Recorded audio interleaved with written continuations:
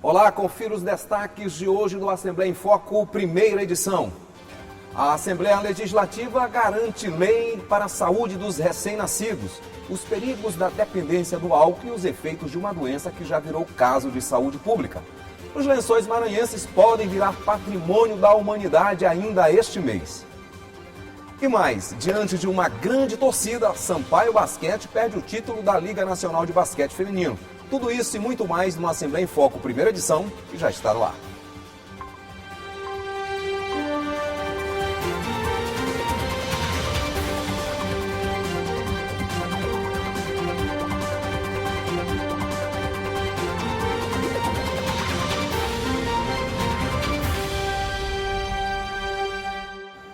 Boa tarde, seja muito bem-vindo e começamos esta edição tratando de um assunto bastante delicado, a saúde dos recém-nascidos. É que 70% dos casos de mortalidade infantil ocorrem nesta fase da vida. Na Assembleia Legislativa, um assunto ganhou visibilidade e uma lei de autoria da deputada Andréia Rezende busca garantir a saúde dos pequeninos. Os primeiros 27 dias pós-parto é uma fase delicada por riscos biológicos, ambientais e sociais. Mas a primeira semana de vida tem sido um desafio ainda maior para muitos recém-nascidos. A mortalidade infantil, apesar de ter reduzido bastante nos últimos anos, tem uma parcela que continua alta e preocupa muito, que é a mortalidade neonatal e principalmente a mortalidade neonatal precoce, que é aquela que acontece na primeira semana de vida. As principais causas são prematuridade, anóxia perinatal grave, que é quando falta oxigênio no cérebro do bebê, e infecção. O período neonatal é responsável por até 70% dos casos de mortalidade infantil nas últimas décadas, segundo os dados do Ministério da Saúde.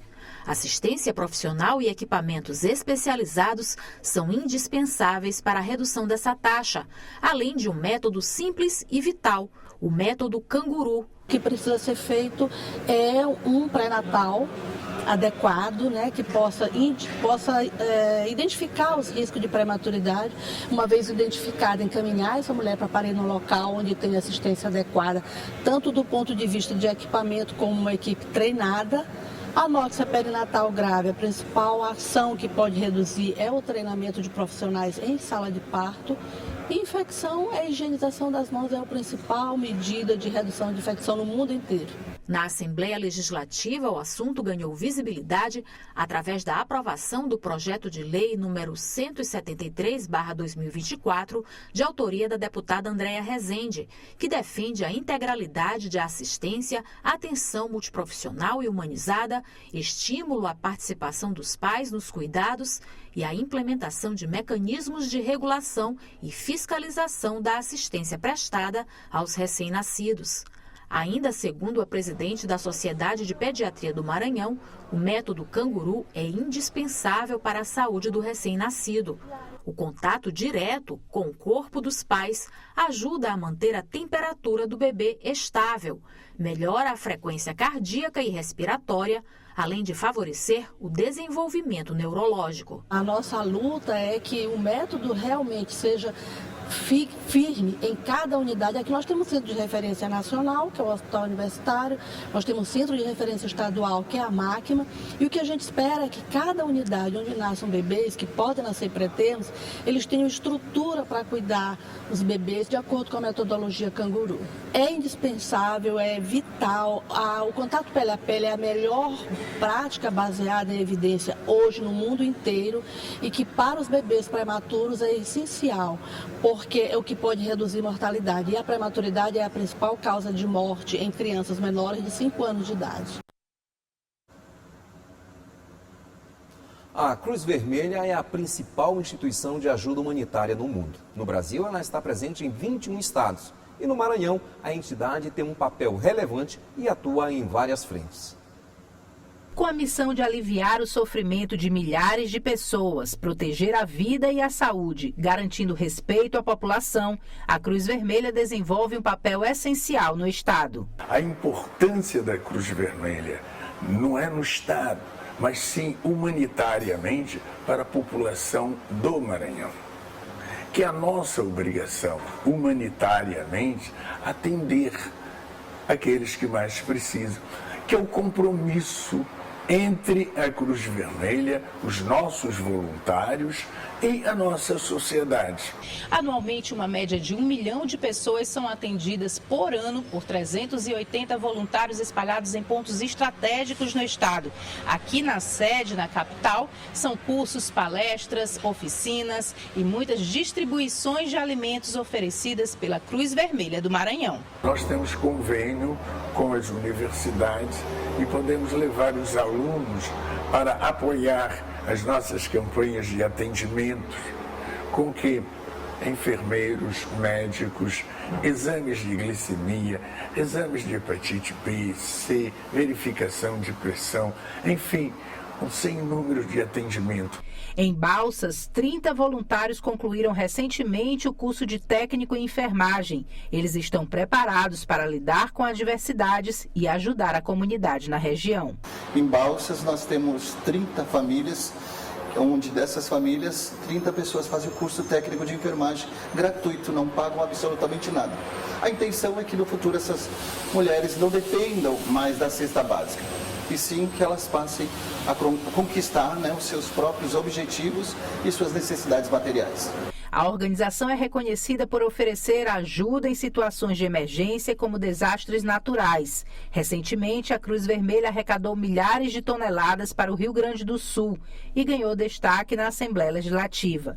Da tribuna da Alema, o deputado Miltinho Aragão parabenizou a atuação da Cruz Vermelha e chamou a atenção para um grande desafio da organização, a necessidade de melhorias na estrutura da sede. Irei reivindicar ao governo do estado do Maranhão que possa ajudar na melhoria da sua sede que fica lá no Monte Castelo, que precisa vir de perto, que precisa de ser ajudado para poder dar mais qualidade no atendimento e ajudar mais pessoas de todo o Maranhão. Portanto, fica esse registro da minha alegria e de registrar o trabalho gigante que esta entidade faz em favor do povo do Maranhão e do Brasil. O presidente da Cruz Vermelha Brasileira no estado diz que realmente é desafiador manter a estrutura da sede, mas a vontade de persistir e ajudar é ainda maior. É um desafio reformar essa casa, é um desafio. Aquele que se juntar a outros para fazer isto vai ser um grande orgulho, um grande respeito. Relatório divulgado nesta quarta-feira aponta uma melhora nos indicadores da fome no Brasil. Segundo o documento, entre os anos de 2020 e 2022, 70,3 milhões de brasileiros sofreram com a insegurança alimentar. Entre 2021 e 2023, este número caiu para 39,7 milhões de pessoas que tiveram alguma dificuldade de acesso a alimentos. Os números são referentes ao triênio 2021 a 2023. O relatório foi elaborado pela Organização das Nações Unidas para a Alimentação e a Agricultura, FAO. Apesar da melhora, o resultado não é suficiente para tirar o país do mapa da fome. Em 2014, o Brasil deixou de figurar entre as nações com os piores índices de fome no mundo, mas voltou ao mapa da fome em 2022. Mudando de assunto, o hábito de beber socialmente coloca as pessoas em contato constante com o álcool. Mesmo quem não tem vontade de beber está exposto a este contato em ocasiões comemorativas, como eventos relacionados ao trabalho. A dependência é um grave problema que torna o alcoolismo um problema de saúde pública. O alcoolismo é um problema que afeta milhões de pessoas em todo o mundo, com consequências graves para a saúde e o bem-estar. Dados da Organização Mundial de Saúde revelam que a taxa de abuso de álcool entre a população adulta no país atingiu 4%, ou cerca de 6 milhões de pessoas. Nos homens, essa taxa chega a 6,6%, enquanto entre as mulheres é de 7,1%. Segundo o INSS, o número de auxílios-doença concedidos devido ao alcoolismo cresceu 19,5% em 2023. Foram pelo menos 4,3 mil benefícios para segurados que estão impossibilitados de trabalhar por conta do vício. Além dos impactos diretos na saúde física, como doenças hepáticas e cardiovasculares, O alcoolismo também provoca sérias repercussões na vida social e profissional dos indivíduos.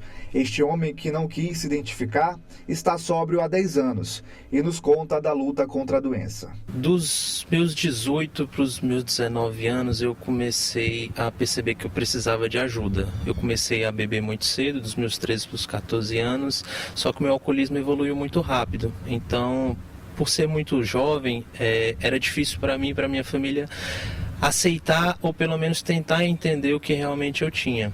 Quando eu começava a beber, eu saía e não conseguia mais parar e foi tendo muitas consequências negativas. Eu percebi que eu precisava de ajuda. Para aqueles que enfrentam esse desafio, o caminho para a recuperação pode ser longo, mas não impossível. Tratamentos eficazes incluem terapia, grupos de apoio e, em alguns casos, medicação. Eu sempre falo que quando eu parei de beber, que eu comecei a minha recuperação dentro de Alcoólicos Anônimos, eu descobri quem realmente gostava de estar comigo, né? Então, os amigos que ficaram foram aqueles amigos que faziam questão de me ver bem. A família é muito importante no processo de recuperação, então eu particularmente tive um apoio muito grande dos meus pais, da minha namorada, e isso foi determinante. Porém, eu sempre digo que tem que partir do dependente essa primeira vontade de mudar de vida, de se recuperar. E o ambiente é fundamental para isso. Então, mudar o ambiente que você está é muito importante para você começar a sua recuperação. O alcoolismo é uma doença e, como tal, precisa de tratamento adequado. Em São Luís, existem 46 grupos de ajuda, com reuniões todos os dias. O apoio da família e dos amigos é fundamental nesse processo. Não tenha vergonha de pedir ajuda. Tudo começa quando você pede ajuda. Depois disso, você consegue ir buscando os caminhos certos e as coisas vão melhorando na sua vida de uma forma que você nem imagina. Então, quando você tem as ferramentas certas para poder reformular a sua vida, como eu encontrei dentro de Alcoólicos Anônimos, tudo começa a fazer sentido e dar certo. E no próximo bloco, Sampaio Basquete perde o título nacional jogando em casa. E veja também, lençóis maranhenses podem se tornar patrimônio da humanidade ainda este mês. É só um instante, a gente volta já já.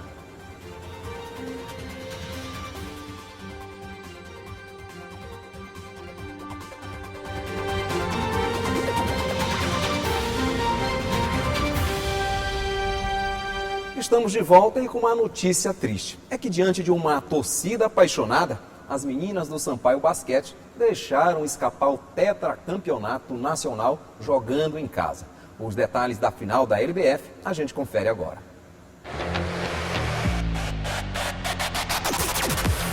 Torcida animada. Festa preparada com um ginásio lotado. Tudo para que o time de basquete feminino do Sampaio Correia trouxesse o tetracampeonato da Liga Brasileira de Basquete para o Maranhão. Desde o primeiro jogo eu tenho acompanhado aqui, fielmente aqui, junto com a torcida do Sampaio, e estou muito confiante que o Sampaio vai levar essa quinta partida. Esta foi a segunda vez que São Luís virou palco de uma final de basquete feminino. Mostra o compromisso do governo do estado, um projeto apoiado pela lei de incentivo, uma lei que cada dia mais fomenta o esporte do nosso estado, e tanto basquete como várias outras modalidades. É o governo investindo no esporte maranhense. Início do jogo no ginásio Costa Rodrigues. O time da casa começou a festa abrindo o placar. A cada cesta marcada, a torcida vibrava. Cada lance errado do SESI Araraquara era motivo de comemoração da torcida tricolor. Foi emoção desde o começo do jogo. O SESI levava vantagem com erros do Sampaio Correia, e foi assim, com o placar apertado durante os 4 períodos. O Sampaio avançava pela esquerda, fazia boas jogadas pelo lado direito e ótimas infiltrações pelo meio. Venceu o primeiro, o segundo e o terceiro período com pouca diferença no placar. Mas a virada veio e foi história. Com o ginásio Costa Rodrigues em São Luís lotado, O SESI Araraquara venceu por 73-65 e festejou o bicampeonato da Liga de Basquete Feminino LBF.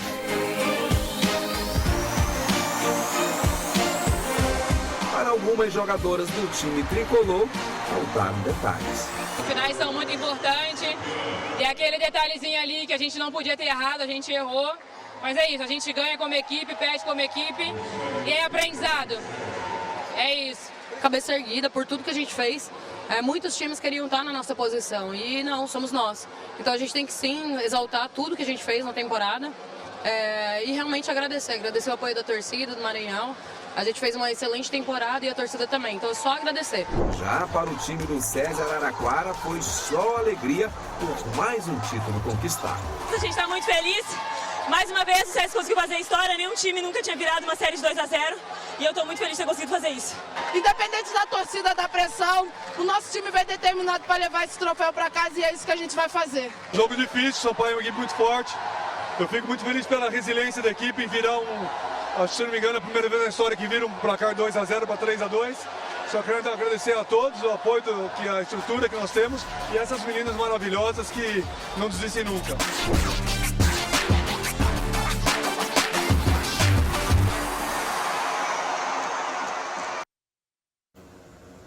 Uma tristeza, né? Mais uma vez ficamos no quase. Agora vamos conferir os destaques do portal da Assembleia. Os detalhes com Leandro. Boa tarde, Leandro. Boa tarde, Joelson, e a todos que acompanham o Assembleia em Foco nesta quarta-feira, dia 24 de julho. Vamos aos destaques do portal da Assembleia Legislativa de hoje. Deputado Júnior Cascaria viabiliza nova viatura do Ciretran para Pedreiras e região. A entrega das 20 novas viaturas foi realizada no Palácio dos Leões, na presença do diretor do Detran, Diego Rolim. Em nossas redes sociais, um dos destaques é para o plebiscito que vai acontecer este ano em São Luís e que visa ouvir a opinião da população ludovicense sobre a gratuidade dos ônibus para estudantes. Outro destaque é para o Dia Estadual de Combate à Intolerância Religiosa, data que tem por objetivo conscientizar a população maranhense sobre a importância do respeito à diversidade religiosa. Essas e outras notícias você acompanha no nosso portal al.ma.leg.br e em nossas redes sociais oficiais. É com você, Joelson. Obrigado. E os Lençóis Maranhenses poderão obter o título de Patrimônio Natural da Humanidade ainda este mês. A sessão do Comitê do Patrimônio Mundial da Unesco iniciou no último domingo, dia 21, em Nova Delhi, na Índia, onde a decisão será tomada. O resultado deverá sair até o dia 31 de junho.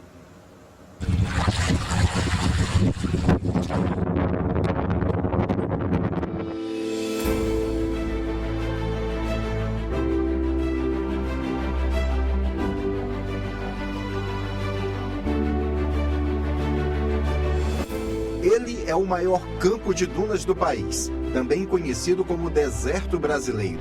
Nos próximos dias, toda a beleza do Parque Nacional dos Lençóis Maranhenses pode entrar para a lista de Patrimônio Natural da Humanidade.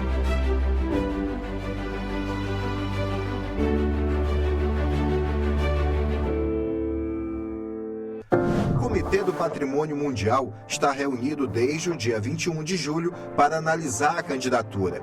Mas o trabalho de reconhecimento começou bem antes. Representantes da União Internacional para a Conservação da Natureza já vieram ao Maranhão, a pedido da Unesco, fazer uma avaliação técnica do parque.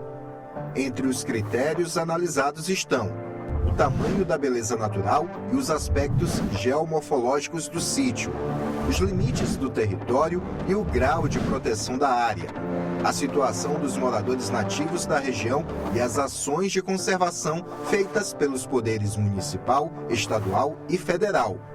Por último, como os prestadores de serviços turísticos atuam dentro do território dos Lençóis.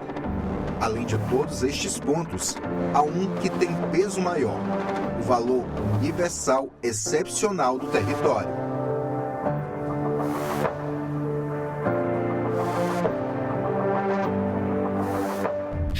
A candidatura do Parque Nacional dos Lençóis Maranhenses está com a documentação pronta desde 2018, mas o processo foi paralisado no Ministério das Relações Exteriores na gestão anterior do governo federal.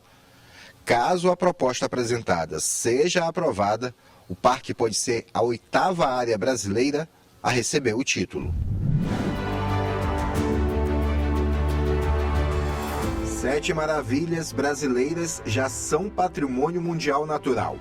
A Amazônia Central, o Complexo Chapada dos Veadeiros e Parque das Emas, o Complexo Ilhas Atlânticas, que reúne Fernando de Noronha e Atol das Rocas, a Costa do Descobrimento, o Pantanal, o Parque Nacional do Iguaçu e o Vale da Ribeira.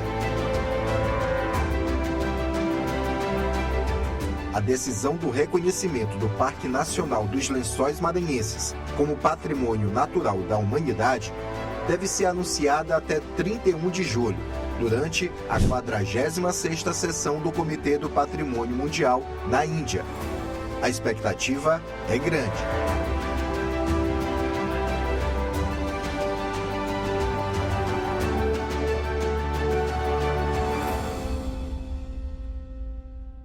Nós acreditamos que vai ser uma avaliação extremamente positiva, que nós vamos retornar da Índia com todo esse certificação do patrimônio mundial natural dos Lençóis Maranhenses. O governo Carlos Brandão fez o melhor trabalho para que a gente atendesse todos os requisitos, todos os critérios, que Barreirinha fosse reconhecida como ela é, um patrimônio mundial natural, uma beleza natural, uma beleza encantadora.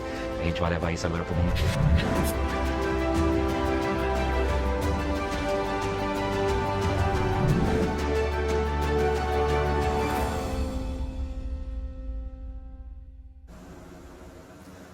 Caminhar sobre as areias, um banho nas lagoas e observar o pôr do sol nos lençóis são experiências únicas que levamos para o resto da vida.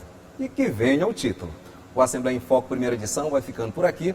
Para rever esta reportagem e todo o conteúdo jornalístico produzido pela Diretoria de Comunicação da Assembleia Legislativa, acesse o nosso portal. O endereço eletrônico é www.al.ma.leg.br.